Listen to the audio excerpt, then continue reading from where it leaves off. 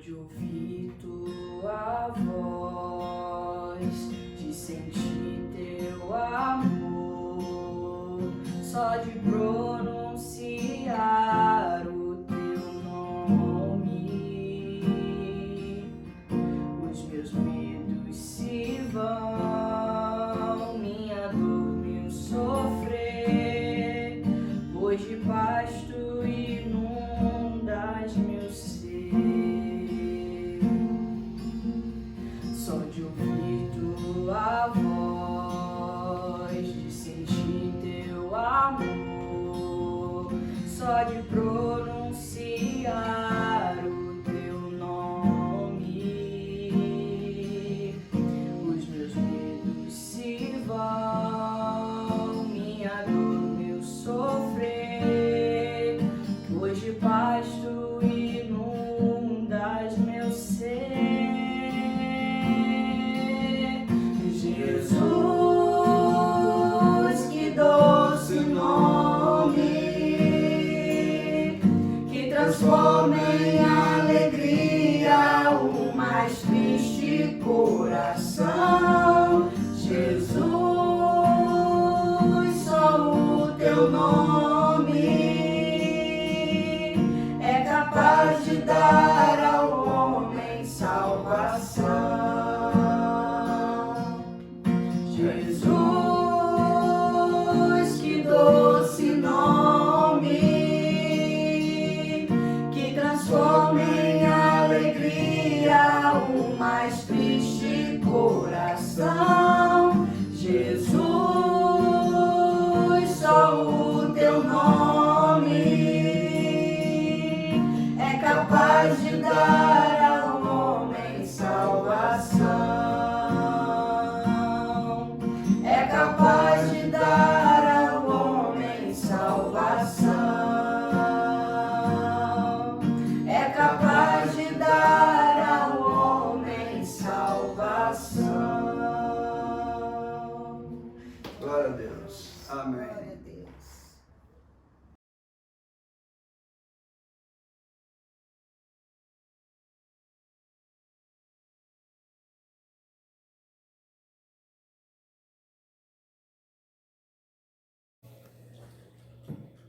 Meus irmãos queridos da Terceira Igreja Batista de Cabo Frio, mês da família, somos nós aqui, né? Eu, a minha esposa, a minha filha, para meditarmos na palavra do Senhor rapidamente. Salmo 127, eu vou ler apenas o primeiro. Se não for o Senhor edificar a casa, em vão será a construção, em vão será o nosso trabalho. E eu gostaria de meditar com os irmãos sobre a palavra construir, edificar a casa. E eu entendo que o edificar a casa, nós temos que ter atitude. E a primeira atitude que eu gostaria de destacar para os irmãos, é óbvio, é a leitura da palavra. A leitura da palavra. É automaticamente, mediante a leitura da palavra, aquilo que Deus coloca no nosso coração, e a gente vai aplicar no nosso dia a dia, na nossa família, no nosso lar. E o segundo tópico é oração. É aquilo que nós vamos receber, orando ao Senhor, vamos receber a orientação de Deus para conduzir o nosso lar, conduzir a nossa família, e assim ter um lar edificado, um lar de paz, de harmonia, fazendo a vontade de Deus. Eu entendo, irmãos, que mediante esses dois parâmetros, que é a leitura da palavra e a oração, e permitindo cada um do lar, permitindo a orientação, a intervenção do Senhor, o nosso lar vai ser um lar edificado. Com dificuldades? Sim. Problemas? Sim. Mas sabendo que Deus tem a solução. Ele é o condutor. Muitas vezes nós falamos, o Senhor é aquele que edifica a minha casa, o Senhor está na frente. Mas será realmente que Ele está? Precisamos ter atitude, uma atitude de leitura da palavra, uma atitude de oração, da prática da palavra. E aí assim, eu entendo que Deus vai edificar o nosso lar, como tem edificado, fazendo a vontade dEle, e nós seremos felizes. Com dificuldades? Sim. Problemas? Sim. Porque nesse mundo nós vamos passar por isso mesmo. Mas a palavra também nos diz que nós temos que ter bom ânimo. Quero deixar essas pequenas palavras para que possamos meditar no Salmo 127. E eu entendo que mediante essas atitudes, nossos filhos, que são herança do Senhor, eles serão prósperos, serão edificados na rocha que é Cristo Jesus. Que Deus nos abençoe e que tenhamos dias prósperos na presença do Senhor. Deus abençoe. Em nome de Jesus. Amém. Amém.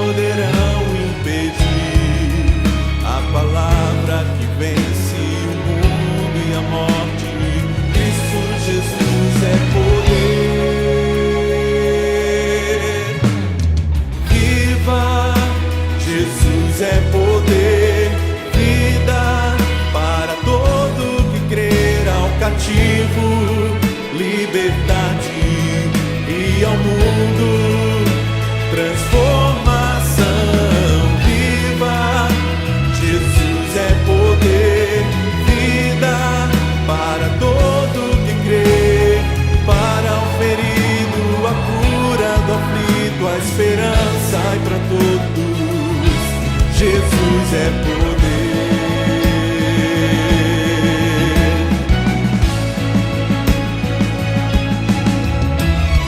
Lágrimas e aflições não poderão impedir a palavra que vence o mundo e a morte.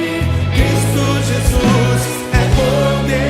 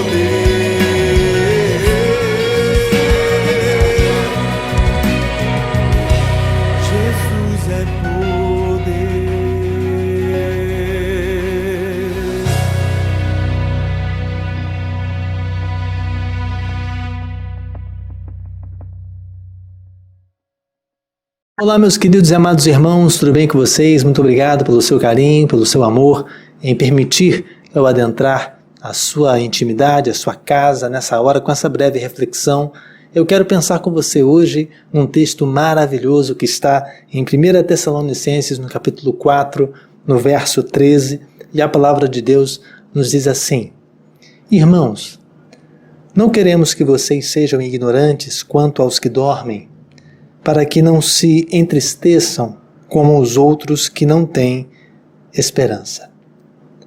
Nesse tempo de pandemia, quando você liga a internet, a televisão, o rádio, quando você vai na sua casa, na sua família, no seu trabalho, o papo é sempre pandemia.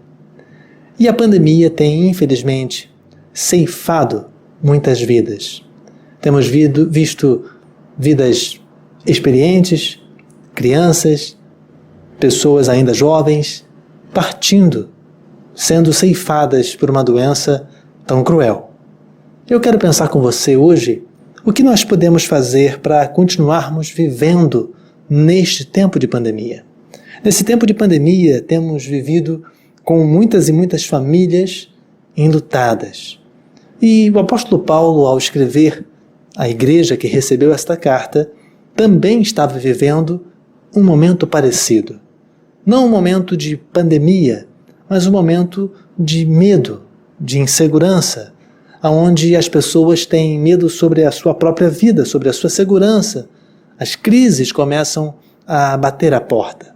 Eu quero pensar com você rapidamente algumas coisas sobre a possibilidade de sermos felizes, com esperança, com amor, com carinho, e vencermos dia após dia as crises que vêm.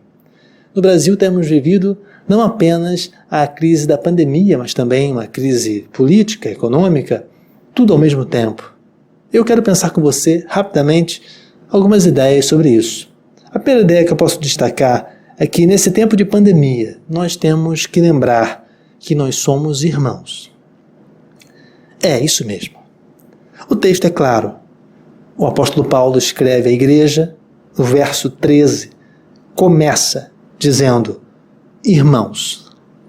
É bem interessante falar sobre isso, porque particularmente eu não tenho irmãos de sangue, tenho irmãos de fé. Sou filho único de sangue, não tenho outros irmãos de sangue. Mas eu sinto uma coisa interessante nas pessoas que têm irmãos sanguíneos, irmãos que são da mesma família, que têm mesmo pai e mãe. Eu acho interessante algumas características, e a primeira delas é que um irmão, ele tem uma essência compatível, mesmo que o outro não queira.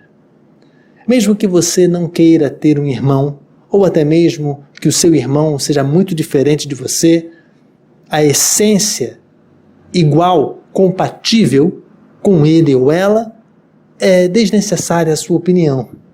Ele tem ou ela tem informações genéticas iguais às suas, pelo menos em alguma porcentagem. Por isso que muitas pessoas, quando têm que fazer algum tipo de transplante, normalmente os médicos pedem para que os familiares de primeiro grau façam o teste para ver a compatibilidade. Por quê? Porque existem informações genéticas muito similares na essência, mesmo que você não queira, mesmo que você não goste, a irmandade é algo maior.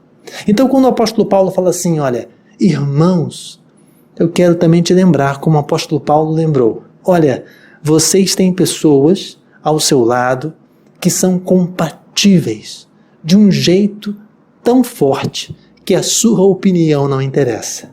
Então não adianta você, de uma certa maneira, brigar às vezes com seu irmão, e agora puxando para o lado da fé, não adianta você também brigar com seu irmão na igreja, brigar com o pastor, com a liderança, querer fazer o que quer.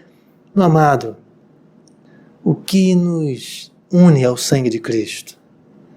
Você pode rodar essas igrejas todas que quiser, pode visitar outras igrejas, mas lá no céu você vai encontrar com esse cara chato que você pensa que é chato, com aquele pastor enjoado que você pensa que é enjoado, aquele diácono, com aquele irmãozinho que às vezes pega no seu pé, você vai encontrar com ele lá no céu.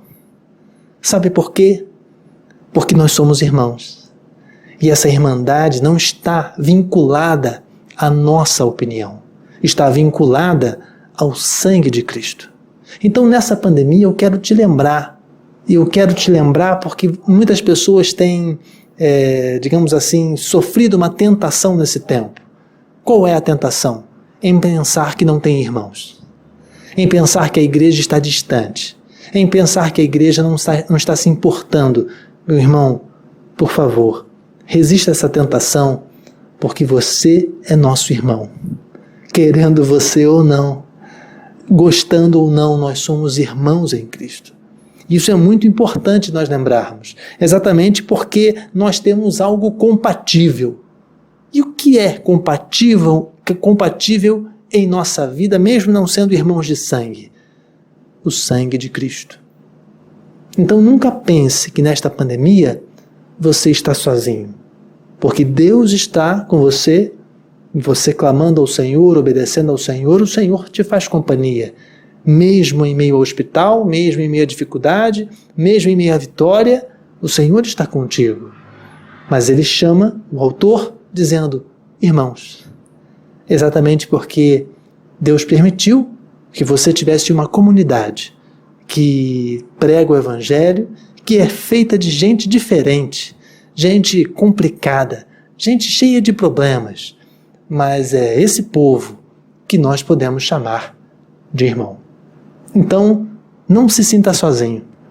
Você tem uma igreja, você tem irmãos, que se você pedir ajuda, se você se comunicar, se você quiser fazer parte, sim, a igreja está de mãos estendidas para poder te acompanhar nesse momento de dificuldade. Outra coisa interessante que a gente pode destacar é que nesse tempo de pandemia nós temos que lembrar que nós não devemos ser ignorantes. Olha, essa palavra ignorante é forte, né? Nós não devemos ser ignorantes. E o que é ser ignorante? Ser ignorante é aquele que não conhece. Então eu quero lembrar a você as maravilhas que Deus tem feito na sua vida. E se você perceber, você conhece a Deus muito. Se você lembrar das maravilhas e livramentos que Deus te concedeu, você vai observar que você conhece Deus muito. Exatamente porque o ignorante é aquele que não tem nenhuma informação. É aquele que não tem a possibilidade de administrar as informações para saber se é real ou se não é real. Aqui no caso ele está falando, olha, vocês, meus amados irmãos da igreja de Tessalônica, meus amados irmãos, nós não queremos que vocês sejam ignorantes quanto aos que dormem, ou seja, aqueles que falecem, para que não se entristeçam e que percam a esperança, como aqueles outros que não têm esperança. Então, nesse tempo de pandemia, onde tantas e tantas pessoas estão sendo ceifadas, nós, como crentes em Jesus, não podemos ser ignorantes. Pensar que as coisas estão fora de controle, pensar que as coisas estão fora do eixo, só porque a morte bateu em nossa porta, só porque a morte adentrou o nosso lar. Meu amado, não sejamos ignorantes. Exatamente porque nós conhecemos o poder maravilhoso do Deus eterno. Exatamente porque, mesmo com toda a possibilidade, mesmo com todas as dificuldades, nós temos muito a agradecer ao Senhor pelos livramentos que Ele tem nos concedido. Então, qual é o motivo? Quais são os dois motivos básicos por que não podemos ser ignorantes? Está escrito no texto, bem claramente, para que nós não nos entristeçamos e para que não percamos a esperança. A tristeza e a falta de esperança tem sido um comportamento habitual nessa pandemia. Pessoas que estão sem esperança e sem alegria, ou seja, tristes. Por quê? Porque são ignorantes. Não ignorantes no ato de falar, no ato de agir. Não, isso é grosseria. Ignorância é falta de conhecimento. Então você que é membro desta igreja, você que é amado nosso irmão, eu tenho que ler o que está escrito em 1 Tessalonicenses no capítulo 4 para você. Meu irmão, nós não queremos que você seja ignorante quanto aos que dormem, para que você não se entristeça como os outros que não têm esperança. Você conhece a palavra, você conhece o poder do Todo-Poderoso e você também tem um canal, uma via, um caminho de esperança que é o poder de Deus na sua vida. Peço a você que feche seus olhos. Nós vamos orar, pedir ao Senhor, Senhor, nos dá forças para poder vivermos esse tempo de dificuldade. Quantos amigos, quantos irmãos nós temos perdido sendo ceifados por essa doença tão grave. E nós temos que agradecer ao Senhor pelo dom da vida que ainda temos. Podemos um dia, sim, sofrermos com essa doença, mas a nossa vida está na mão do Senhor porque sempre esteve na mão dele. Nunca esteve fora. Sempre esteve nas mãos do Senhor. Então peço a você que não perca a sua alegria, não perca a sua esperança, porque você não é ignorante. Você conhece o poder de Deus. Basta confiar, basta obedecer, basta seguir a vontade dele e ele concederá o plano perfeito para a sua vida. Peço que você feche os seus olhos rapidamente. Pai, muito obrigado pela tua graça e misericórdia. Obrigado porque o Senhor tem nos concedido grandes bênçãos e que o Senhor tem sido fiel a nós. Senhor, nesse tempo de pandemia, quantas e quantas pessoas têm sido ceifadas pelo simples fato de estarem contaminadas por Covid-19, têm complicações maiores. Eu te clamo, Senhor, dá-nos a tua graça para que não sejamos ignorantes, para que sejamos iluminados, para que sejamos cheios de esperança e que possamos de alguma maneira abençoar a nossa família, a nossa igreja, o nosso trabalho, a nossa vida dia após dia. Concede-nos a tua bênção, a tua graça, em nome de Jesus amado. Amém. Então, meus amados, vamos firmes nessa empreitada de vivermos em alegria, mesmo em meio às dificuldades da vida. E passo a passo, dia após dia, se Deus assim permitir, venceremos essa pandemia em nome de Jesus. Que Deus te abençoe e te guarde e faça você vitorioso e cheio de esperança, porque você não é ignorante. Você conhece o poder de Deus. E quem conhece o poder do Senhor, conhece as maravilhas e milagres que Ele faz. Deus te abençoe. Felicidades.